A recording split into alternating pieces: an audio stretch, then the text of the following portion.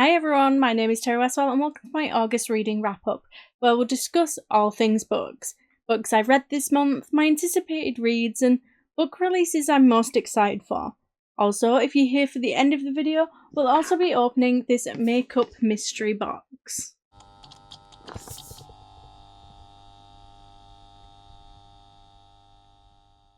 It doesn't matter if you're able to read half a book, 2 books, or even 20 books. On this channel, all are welcome, and you certainly won't be judged by me. This month was a slow one for me. I mean, who knew that getting married would take out so much of your time? But I was still able to read 6 books, and it was actually quite a heavy fantasy book month. Out of those 6 books, 5 of them were fantasy/romantasy, and only 1 of them was a thriller. From the books that I did manage to read, all but 2 of them were for my Panic at the Book Club reads, where I read a book every single week and invite you to join in on whichever ones take your fancy. We read a wide range of genres, and we accept your bookish feedback in a wide manner of ways. We announce books at least 4 weeks in advance, so if that sounds like something you'd be interested in, I have posted the link to the channel's intro video below, where you can find out more information on how you can take part. If you are interested in a more in-depth discussion on any of the books that we do discuss during the video, then I'll link those in the description as well. August started with a romantasy book with a long-winded name, The Serpent and the Wings of Night by Carissa Broadbent, and considering this was my highest rated book of the month, it was a pretty strong start. I rated this one a 4.5. This book follows Araya, the adopted human daughter of the Vampire King, as she fights in a series of deadly games, hoping to become the sole survivor and winning a favour from the gods.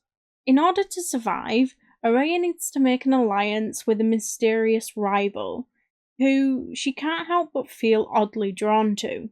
I really enjoyed this one. Personally, I thought it was a really nice balance between the fantasy and the romance. It could have probably done with a little bit more detail, but after reading the second one in the series also this month, it had a lot more world building and politics, which I feel like really balanced it out. Like, I like to be able to imagine things for myself as well and not be bombarded with too much information. I do usually prefer single POV, however when it comes to romantasy and any romance book, I do also love having the occasional chapter from the love interest. It was easy to follow, I really enjoyed the twists, and the book had some spice in it that I think was fairly well written. It was very Hunger Games, Powerless, Fourth Wing, but with vampires. The next book that we read, I rated 4 stars, and that was Do No Harm by Jack Jordan, which is a thriller. Do No Harm follows 3 people. The main character, who is a surgeon, one of her colleagues, and a detective. When Anna's son is kidnapped, she's told that she must kill a man on the operating table and get away with it, or she will never see her son again.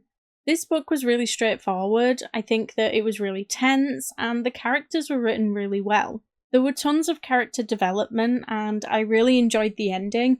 It might not have been the most surprising ending ever, but there were just lots of twists and turns that I think worked really well.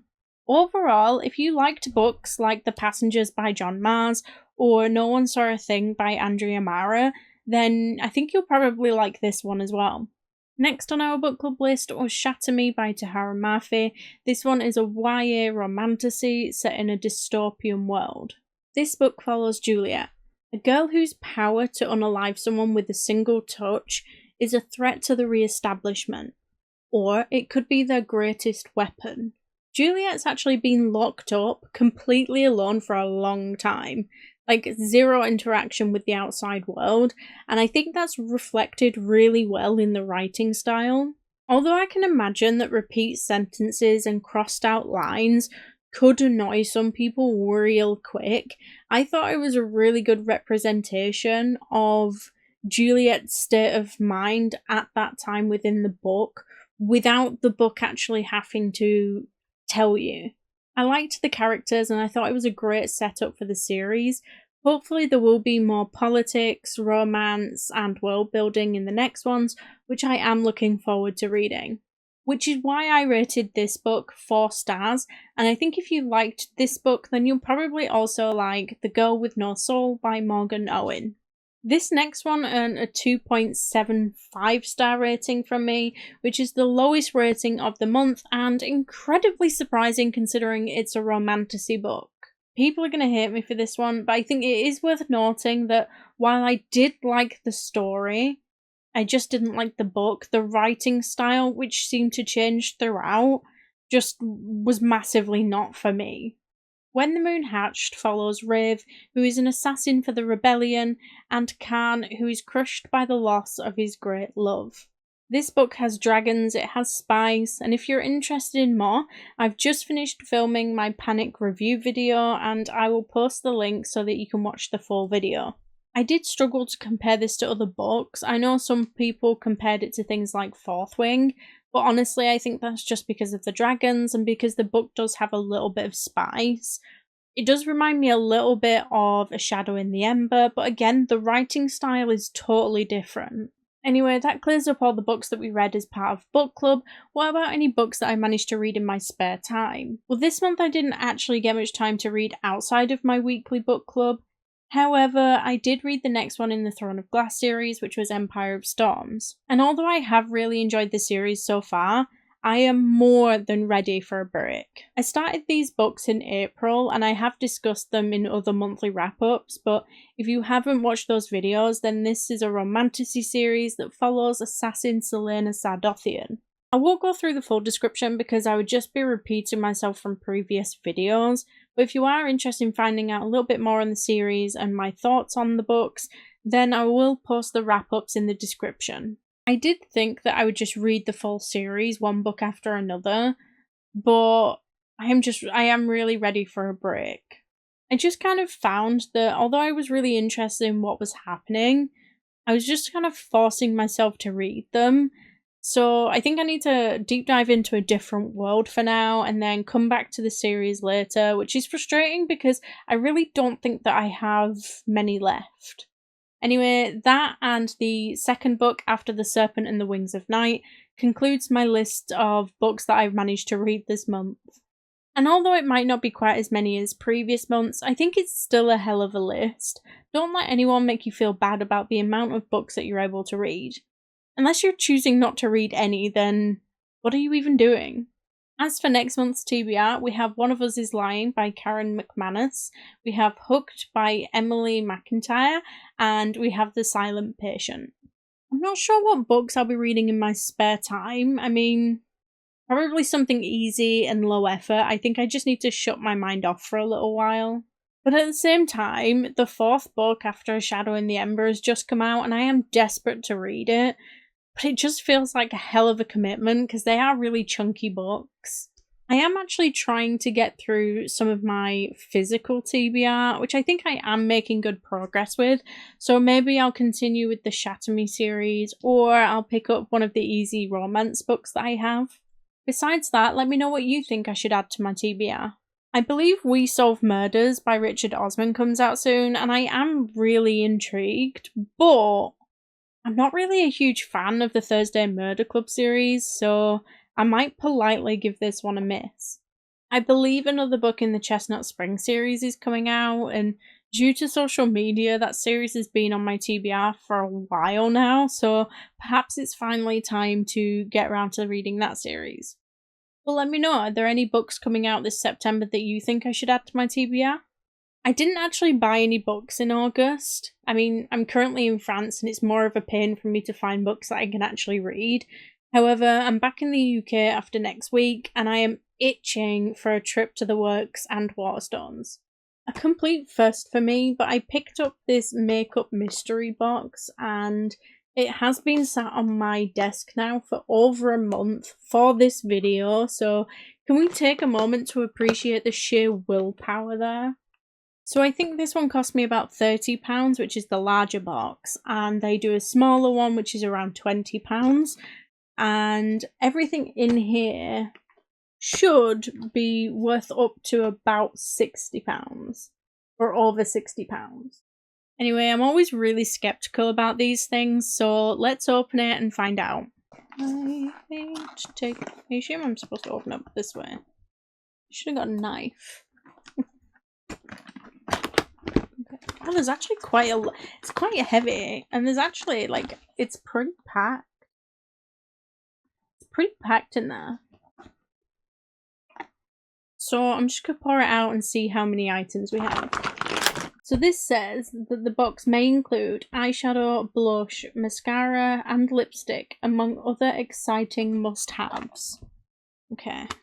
So my mystery box came with 15 items. I was actually quite surprised with just how much they managed to fit in there. So let's start with nail stuff first. Usually I just do my own nails at home with gel polish, but this has come with some nice press-on nails, which is a very nice colour. I might try them out, but I don't think I'll really use them because I just don't use press-on nails. I have quite long nails anyway, and I found that in the past they are never my size, so they are very nice colours though.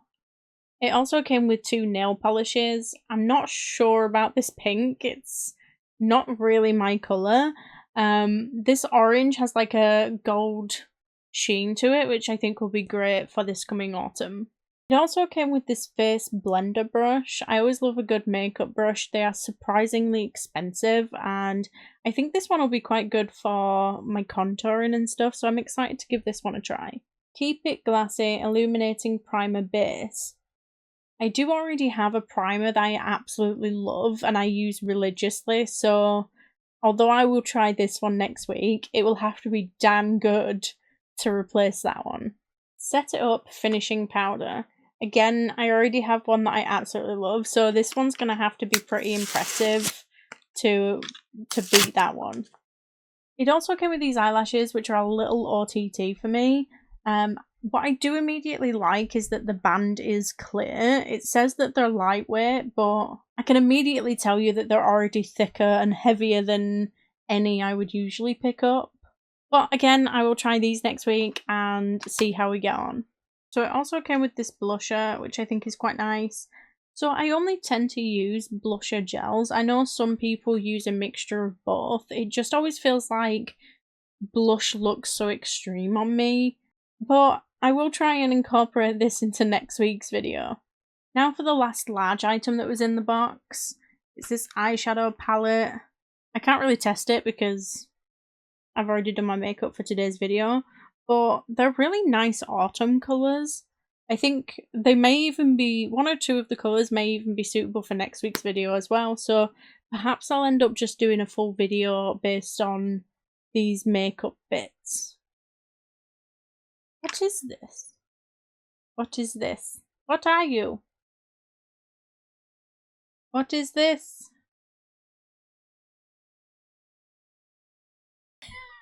I was trying to twist it. Oh, that's a really nice colour. It's a little wobbly there. It's a lovely colour. I'm just not confident in the applicator itself. It was quite wobbly just swatching it.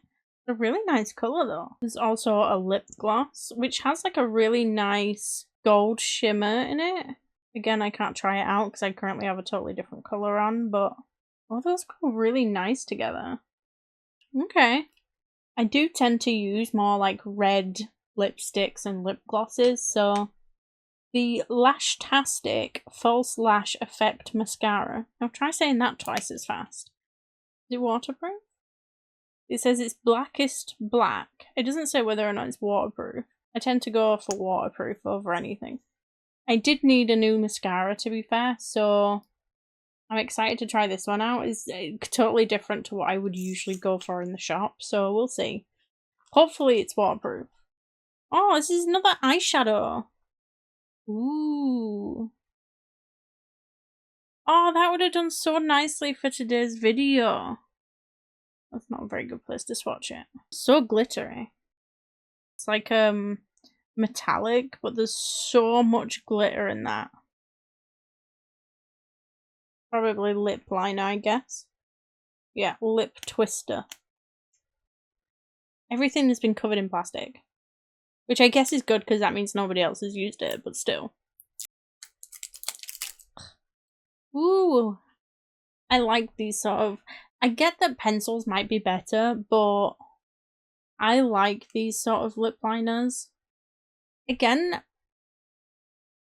it seems to go on really nice and really well pigmented. The applicator itself feels wobbly. And as for the last item, it is a charcoal eyeliner. Which is quite nice actually, because I usually just go for black, white, or colour. I don't usually go for a charcoal. Again, that would have gone really nice with today's look. So overall, do I think it's worth £30? I think so, yeah. Like, there is a lot of stuff in there. Some of it I wouldn't use, so I don't think it's worth £60. But I'm really excited about the eyeshadow. I love a good eyeshadow, and I'm excited to use some of the other individual bits. I'm not sure I'll be using this or the press-on nails. Overall, I think it was worth the £30, especially for the excitement of not knowing what's in there. So I do think it's worth £30, either a gift for yourself as a pick-me-up or a gift for a friend. But what do you think? Do you think it's worth £30? For anyone who is interested in one of these boxes, I've posted the link in the description, but this isn't a paid ad or a sponsorship of any kind. I just thought it'd be really fun for the video, and it'd been on my private wish list for quite some time, and I just kind of never pushed myself to get it, so I thought this was the perfect excuse. Anyway, that's all I have for you today. If you like this video, please don't forget to like and subscribe. It's always appreciated, and I will see you next month. Bye.